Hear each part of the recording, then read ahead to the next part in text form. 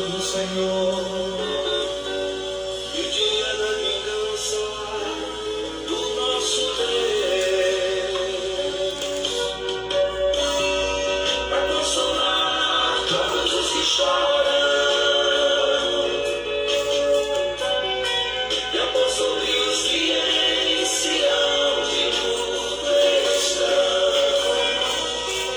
uma coroa ao invés de cinzas, óleo de alegria ao invés de pranto, vestes de louvor ao invés de espinho angustiado, a fim de que se chamem trabalhos de justiça, plantados pelo Senhor, trabalhos de justiça.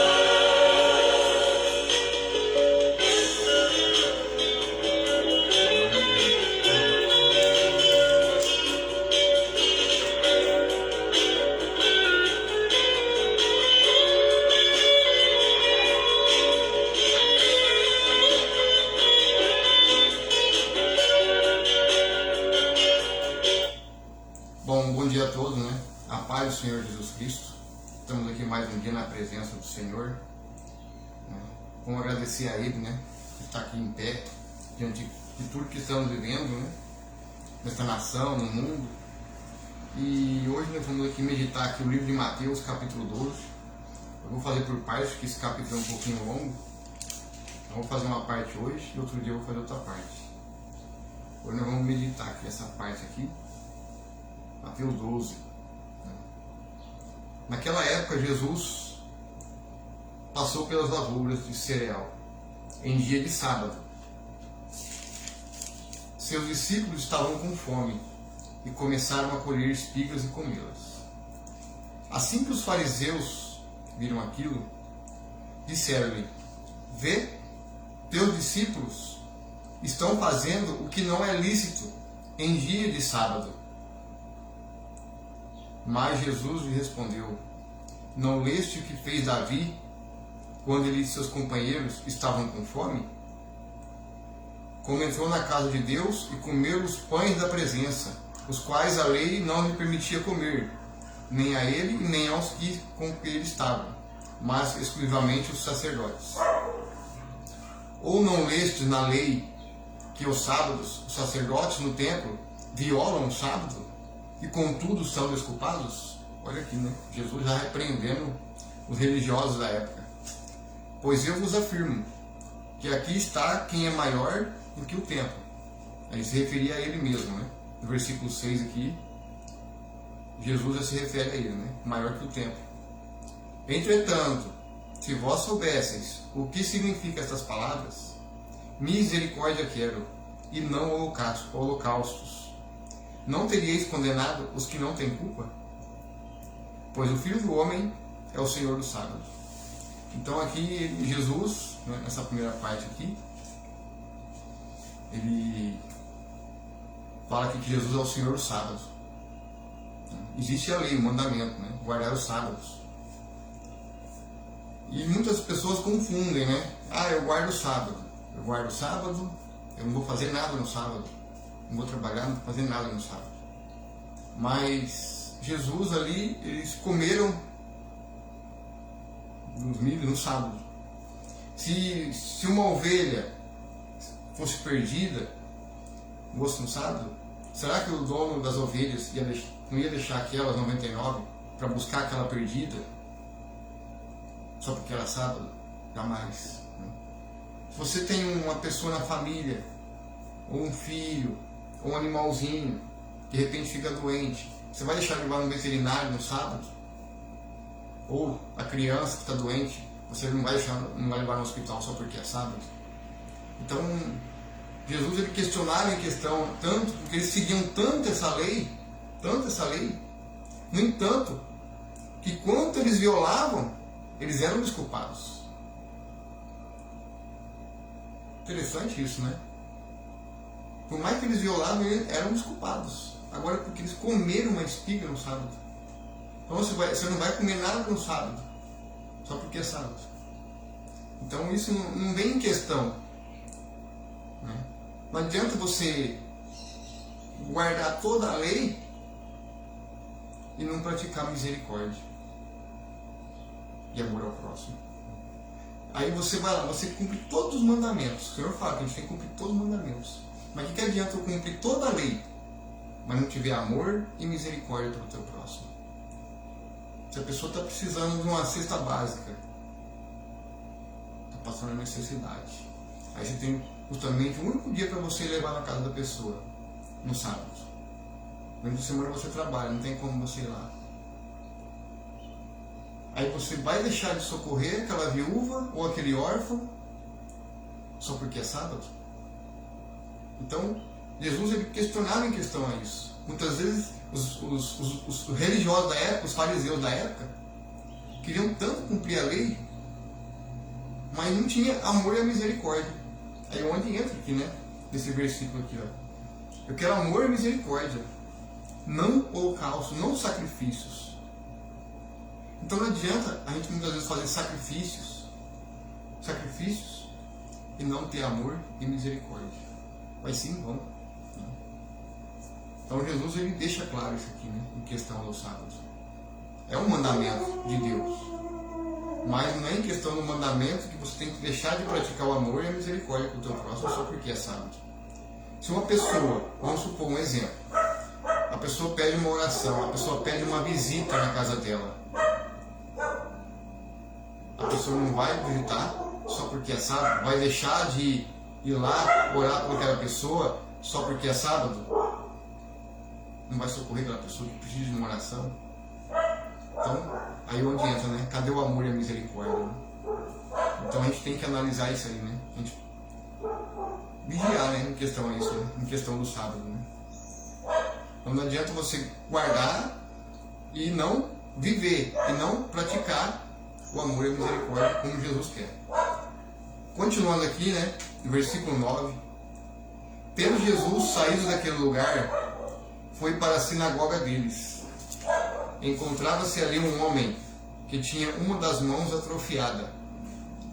Mas, procurando um motivo para acusar Jesus, eles o questionaram: é lícito curar no sábado?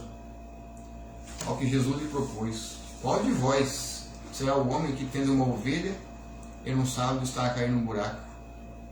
Não fará todo o esforço para retirá-la de lá? Olha o que Jesus falou, né? Questionou, né? É como eu acabei de falar, né? Será que ele ia deixar aquela ovelha lá perdida, para trás, machucada, ferida, só porque era sábado? E essa palavra aqui hoje, o Senhor está falando aqui para você. Será que Deus deixaria 99 só para buscar uma alma perdida, ferida, machucada? Olha o amor e a misericórdia do Senhor, né? Então o Senhor quer que nós pratiquemos isso. Temos mais amor e misericórdia. Às vezes você pode ter uma igreja cheia. Talvez a pessoa tenha lá uma pessoa que tem um ministério, que tem um templo, que tem lá sua comunidade cristã com várias pessoas. Será que ele não vai deixar aquelas ali para buscar uma que está perdida? E o Senhor quer isso hoje. Quer buscar as ovelhas de Israel, as ovelhas que estão dispersas entre as nações. As ovelhas que se perderam, as ovelhas que foram maltratadas, que não foram cuidadas pelos maus pastores. Não vamos generalizar que são todos, mas tem muitos maus pastores que muitas vezes não vão visitar as ovelhas. Não vão visitar. Não cuidam das ovelhas. A pessoa às vezes liga: o pastor fulano lá não vem na minha casa. Ontem, né, uma pessoa aqui que estava ouvindo a pregação de rua, esse dia, ela falou: senhor irmão, você não vai lá dar uma visita? Sim, eu falei: vamos sim, vamos lá. Eu converso com os irmãos, se quiser cultuar, a gente pode se organizar, né? Na casa mesmo aqui, ou na casa de alguém, a gente faz um estudo bíblico aprofundado. Ela falou: você não vai lá? Eu falei: vamos sim, por que não? Então a gente, não adianta lá, é a mesma coisa, lá prego na rua. Prega na rua. Você prega o evangelho. Sim, é para despertar, né? Porque as almas estão lá na rua. Não tem muitas almas perdidas. Aí você está na rua, prega, uma ovelha de ouvir a palavra, mas você não quer contar da pessoa, não procura chamar a pessoa, vamos se reunir com nós, vamos sentar, vamos estudar a palavra, vamos aprender, passar os ensinamentos. Então, é uma ovelha. Então não adianta você às vezes lançar a palavra, a semente, e não acolher aquela ovelha para aprender a minha palavra, estudar a palavra, meditar a palavra. Então isso que o Senhor quer. Que a gente tenha amor e misericórdia pelas almas. O Senhor não quer eu guardo a lei, eu guardo todos os mandamentos, mas não tem amor e misericórdia. Temos que ter mais amor do que mais misericórdia pelo nosso próximo. É assim que o Senhor quer. Então, continuando aqui, assim sendo, quanto mais vale uma pessoa do que uma ovelha, por isso é lícito fazer o bem no sábado. Então dirigiu-se ao homem e disse: estende tua mão. E ele estendeu e ela foi restaurada, ficando sã como a outra. Diante disso saíram os fariseus e começaram a conspirar contra Jesus, como poderiam matar. Você vê que Jesus já passava perseguição pelos próprios religiosos, né? Então a gente vê que eles tinham uma aparência de religioso, sabe assim, todo bonito, todo aquela aparência, mas não tinha o que Jesus tinha, né? Não tinha amor e misericórdia. Tinha aparência, bonito, tinha tudo assim, mas faltava o quê? Amor e misericórdia. Continuando aqui. Mas Jesus, sabendo disso, afastou-se daquele lugar. Uma multidão o seguiu, e a todos ele curou. Contudo os advertiu, para que não divulgassem as suas obras. Ao acontecer isso, cumpriu-se o que fora dito pelo profeta Isaías: eis o meu servo que escolhi, o meu amado, em quem tenho alegria. Farei repousar sobre ele o meu espírito, e ele anunciará a justiça às nações. Não contenderá, nem gritará, nem se ouvirá nas ruas a sua voz. Não esmagará a cana rachada, nem apagará o pavio que fumega, até que faça vencer a justiça. Em seu nome os gentios colocarão sua esperança. Então, aqui o Senhor fala, né? O próprio Deus falando, né? O servo amado, o braço de Yahvé. Se você for lá em Isaías 53, lá fala, no braço do Senhor. O servo escolhido de Deus, né? Se fez homem no meio de nós, tornou carne, tornou semelhante a nós, para nos salvar, né? Para buscar o pecador. Então você vê aqui que uma profecia que se cumpriu, né? Diz pelo profeta Isaías. E foi através de Jesus, com o Espírito Santo, através do batismo, através de João, o Espírito Santo repousou sobre o seu servo. E ele anunciaria o reino de Deus. O reino de Deus, sua justiça. É isso que o Senhor quer para nós hoje. Que a gente preguemos o reino de Deus e a sua justiça, levando justiça às nações, pregando o reino. Muitas pessoas às vezes frequentam os templos, frequentam as igrejas e fica sentado no banco. Vão lá, participam do culto, aí participam do culto, eu vou todo domingo, eu vou todo sábado, eu vou tal dia, eu participo do culto. Tá, tudo bem, é importante estar em comunhão, estar congregando, né, adorando o Senhor, mas e o reino de Deus? Será que as pessoas estão pregando o reino de Deus para outras pessoas, os vizinhos, os parentes, os familiares, os colegas de trabalho, falando da volta de Jesus, falando do reino de Deus? Será que está pregando a justiça? É isso que o Senhor quer. A gente prega o reino. Prega. Porque tem muitas almas precisando. Tem muitas ovelhas que estão afastadas, dispersas. Então, quando você prega nas ruas, ou na casa de alguém que precisa de uma palavra, você está levando ali o reino, né? Você está pregando a palavra de Deus, você está pregando a justiça. Não só o reino, mas a justiça. E no fim dos tempos agora, o Senhor virá como um leão. Ele veio como um cordeiro. Ele veio para buscar os pecadores, para resgatar. E ele no final virá como um leão, como justiça. Deus primeiro vai fazer a justiça. Antes da volta dele, vai ter um juízo sobre a terra. A gente já está vendo aí os sinais. Né? O calor fora do comum, altas temperaturas fora do normal. Isso aí já é um sinal que Jesus está voltando. Então ele deixaria sinais. Então ele vai mandar juízo para que o povo se arrependa dos seus pecados. Que o povo se conserte diante de Deus. Que o povo se conserte e se arrependa. Que busque o Senhor enquanto está fora. Então Deus vai mandar mesmo, vai mandar calor, né, fora do normal, vai ter ciclones, sinais, a terra gemendo. Então o Senhor ele vai deixar, ele deixa os sinais. Ou seja, ele está dando sinais para o povo se arrepender. Porque ele vai vir. Ele vai vir para buscar a sua igreja. O dia e a hora a gente não pode falar, né? Porque a gente não sabe, né? Mas Deus deixa os sinais. Então a gente tem que estar preparados. Temos que estar vigilantes, atentos ao que está acontecendo no mundo, né? Na geopolítica. Então temos que estar vigilantes do que está acontecendo, né? E tomar cuidado com a mídia, né? Que a televisão também nem tudo fala, né? Algumas coisas falam, mas nem tudo, né? Muitas coisas eles escondem. Né? Procure fontes na internet, né? Das coisas que estão acontecendo.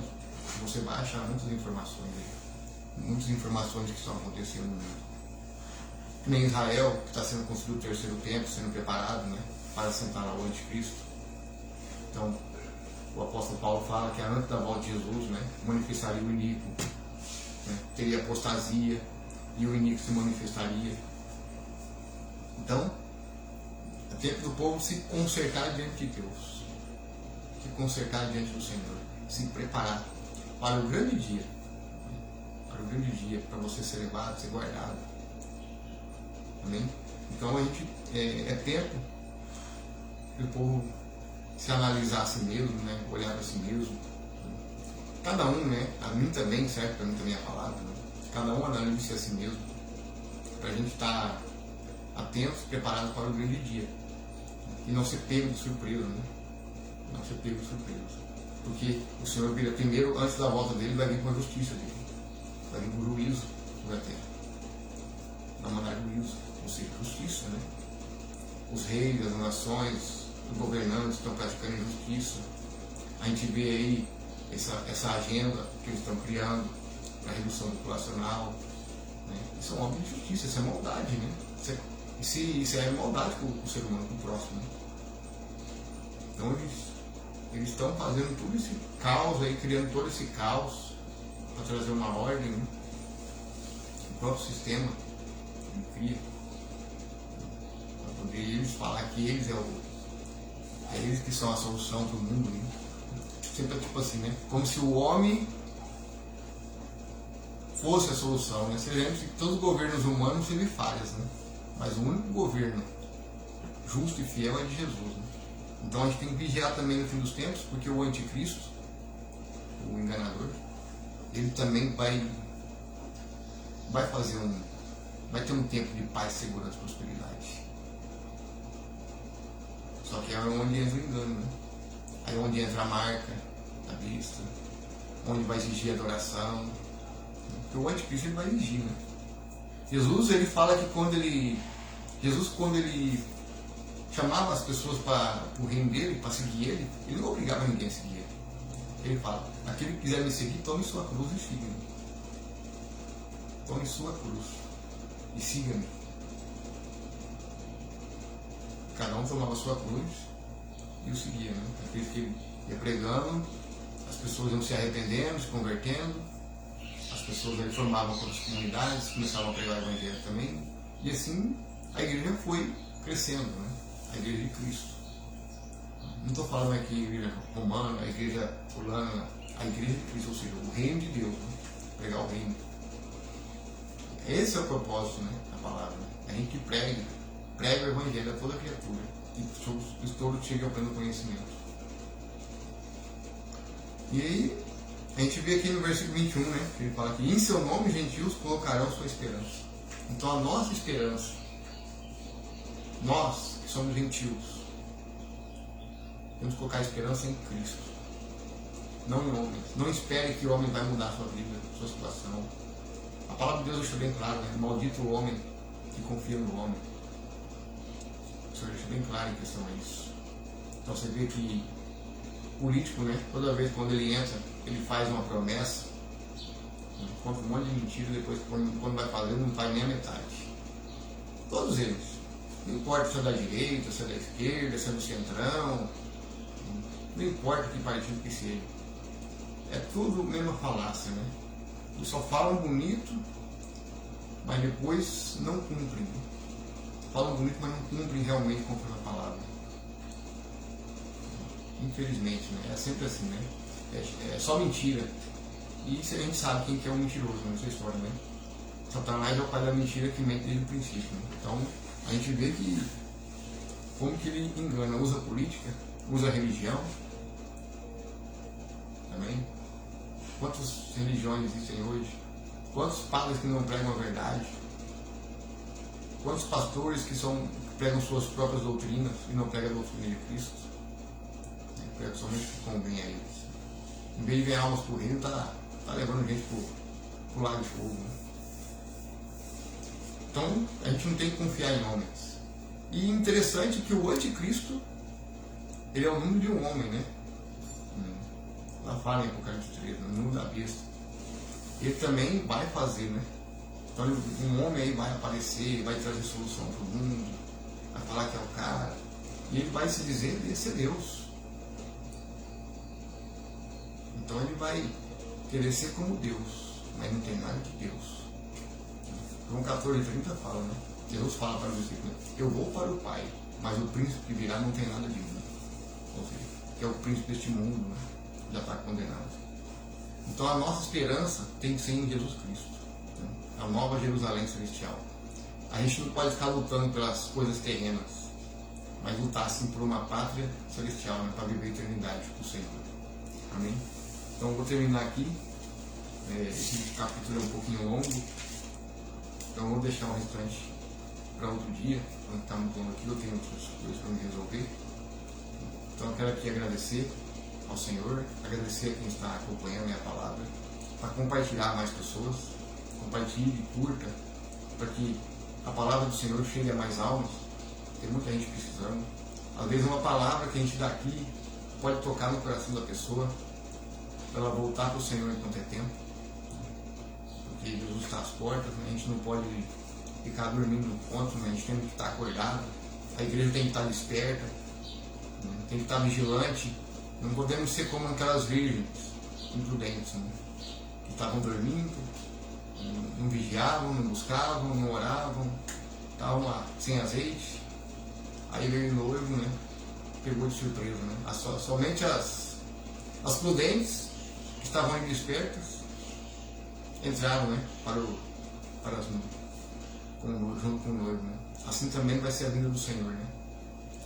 Muitos vão estar percebidos, desatentos, dormindo, né? E infelizmente aí é onde é pego de surpresa e fica para trás, né? E os que estão acordados vão lá, né? Participar do banquete, né? Das bodas do cordeiro, né?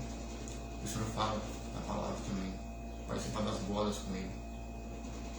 Então a gente fiquemos vigilantes, acordados, espertos, né? Procure ler as escrituras, procure estar acompanhando.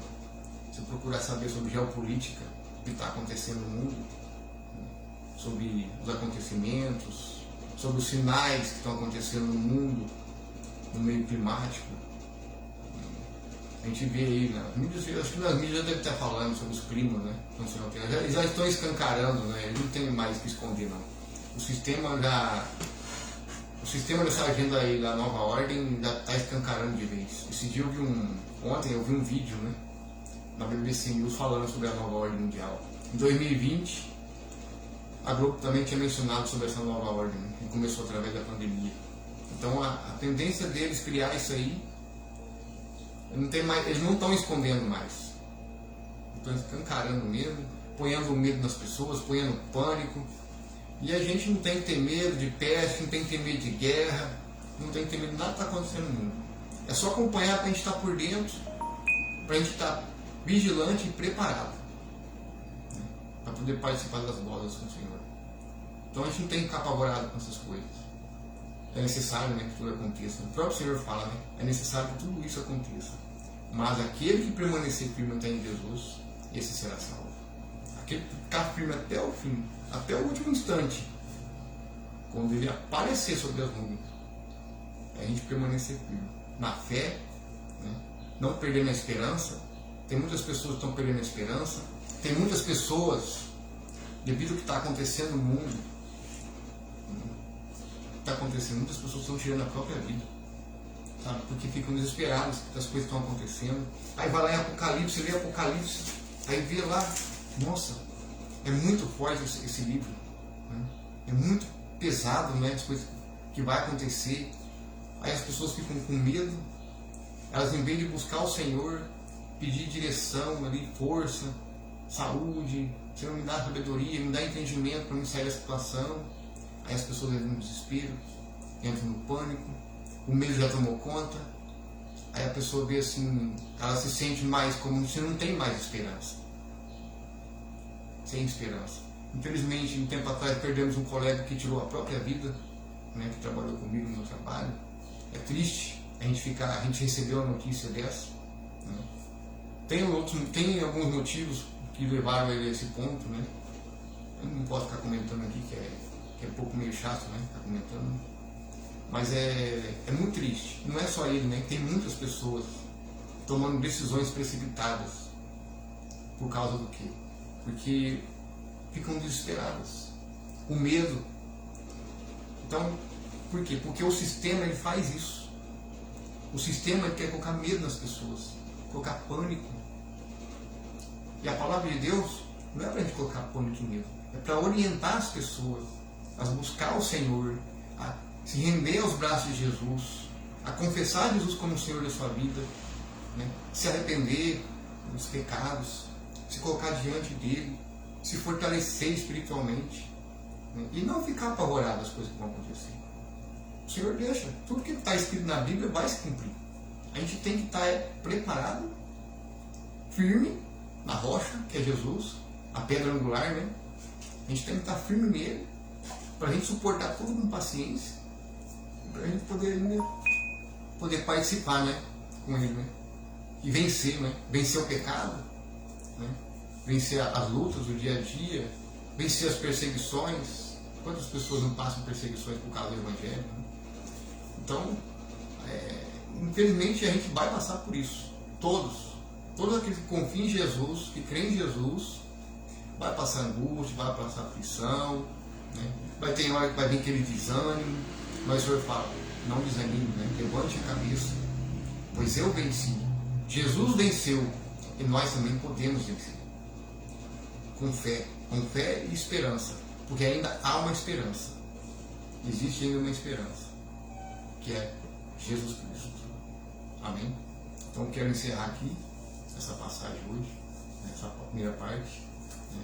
Agradecendo aí a quem está acompanhando, agradecer ao Senhor em primeiro lugar, né, por trazer essa mensagem aqui, e gostaria que curtisse e compartilhasse para que essa palavra tenha alcance, porque quanto mais a gente curte e a gente compartilha, o Facebook ele vai dando alcance.